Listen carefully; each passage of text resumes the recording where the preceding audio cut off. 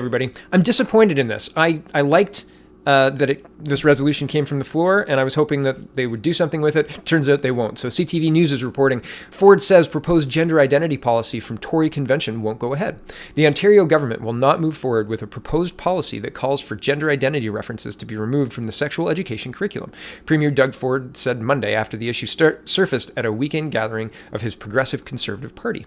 Delegates at the convention had voted in favor of having Granick Allen's resolution debated at next year's policy gathering, prompting critics to call on Ford to denounce the entire idea. On Monday, Ford stressed that Saturday's vote on Granick Allen's resolution was non-binding. Quote, "It came from the floor," he said.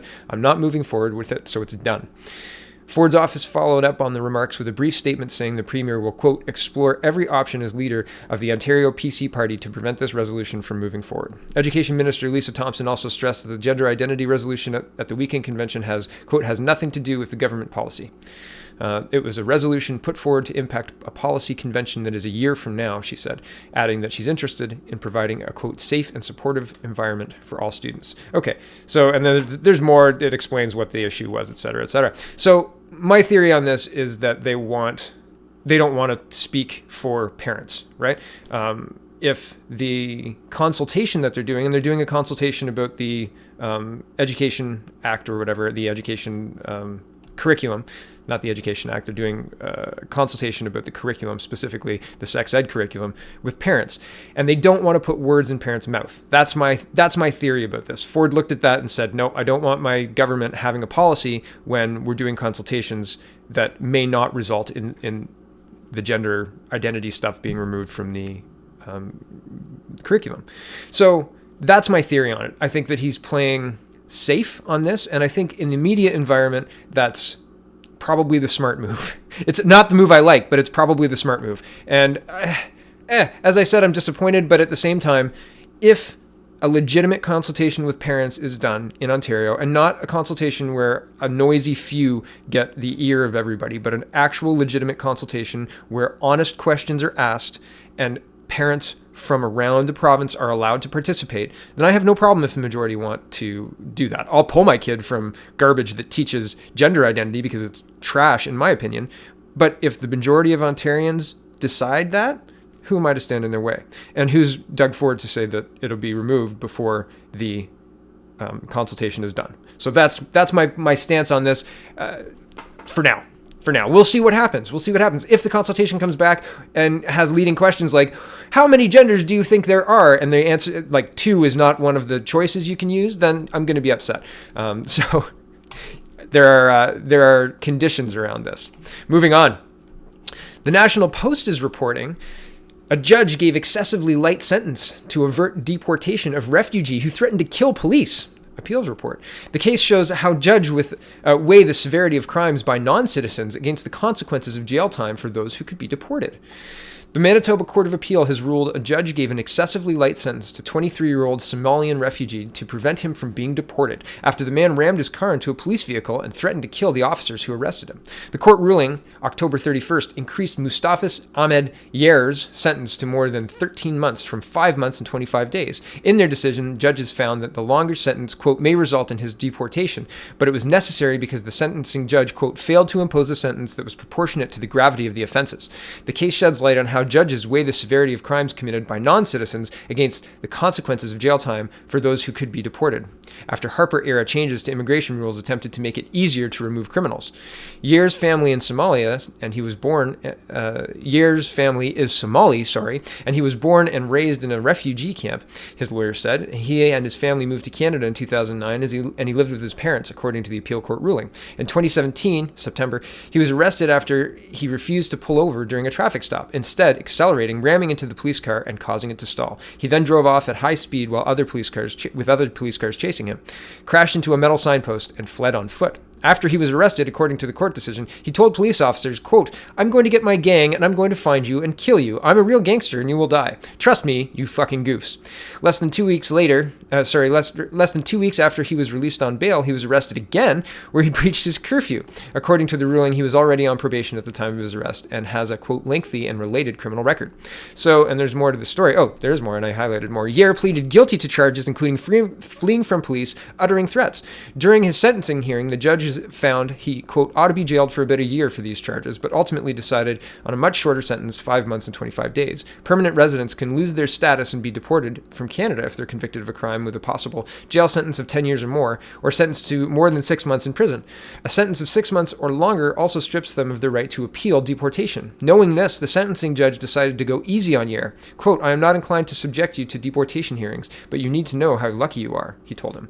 How lucky he is? Back to me. This is systemic, and I'm going to show you.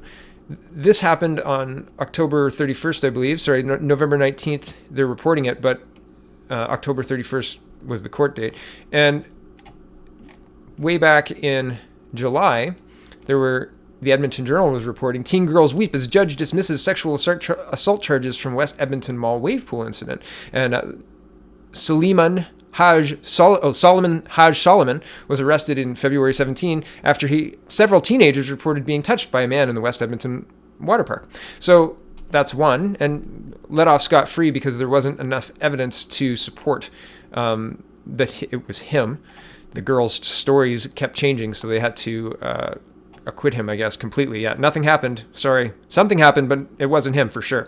And here in Windsor man sentenced related to indecent act at Aquatic Center. And Hassan Al-Harini pled guilty last month to the May 2016 incident. The judge gave him a suspended sentence and 24 months of probation after Harini pled guilty to assault and indecent act after he was caught pleasuring himself in the shower area at the Windsor International Aquatic and Training Center in May 2016. He was also seen giving a young person a consensual back massage. How young was the person? And can a young person consent to a back massage with a man jerking themselves off in the bathroom in a community center? Is that a thing that happens? I wonder if a Canadian citizen was giving a consensual back massage to a young person while jerking off in a community center. I wonder how they would be treated. Just, that's a little thought experiment, right? And the same with ramming a police cruiser and telling a police officer that they belong to a gang and that they're going to get their gang to kill the police. Do you think that would be okay for a natural-born Canadian person? Do you think they would only get 5 months? Do you think it would be buried and not news across national papers? It's a little strange. It's a little weird. Doug Ford's under fire for cutting Francophone services in a Francophone university. I wanted to touch on this because it's a lot of money, and the percent of Ontario speakers who are French is 4%, according to Wikipedia. So it seems kind of crazy. This is background on the university that was canceled, the new French language university. It only got started with funding in 2016, and it was just kind of earmarked funding. So I don't even think there were shovels in the ground. Like, nothing has been done on this. It's just a cost-saving measure. And the idea that the newspaper is going crazy about this for 4% of the Ontario population, I mean, it's insane. And not to say that I don't care about French. I care about French. I'm doing Duolingo. My daughter's in French immersion. I care about French. But at the same time, we live in Ontario, right? It's majority English, and we have a huge deficit. Huge deficit. We're spending $1 billion a month just to service the debt. We need to cut. It's simple. This is a no-brain cut. This is simple. Straight up and down. There's money we're not going to spend. Saved. Done. Moving on. It seems like a good decision to me. And Israel's out. Israel's out of the UN Compact on Migration. If you don't know what the UN Compact on Migration is, look it up. Call your MP. I'm about to call them right now. Bill Tufts tweeted the other day that most MPs don't want to talk about it. The Conservative MPs basically want to do a study. Michelle Rempel tweeted out she wants to do a study on the Global Compact on Migration. And so they're going to stay quiet about it. But it is being signed on December 11th by Justin Trudeau, and Israel's out. And there's a whole other list of other countries. United States, Austria, Australia, they're all out. Czech Republic is out. Croatia's out. They're all out because it removes sovereignty. 245 million refugees the UN wants to relocate to Canada via this plan by 2030. Actually, 100 million, I think, is the actual official number by 2030. 100 million, that's 3 times our population. Canada has a population of about 37 million right now.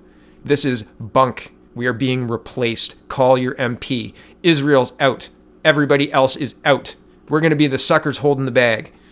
And it will destroy Canada. I feel very strongly about this. Call your MP. I am about to call my MP right now.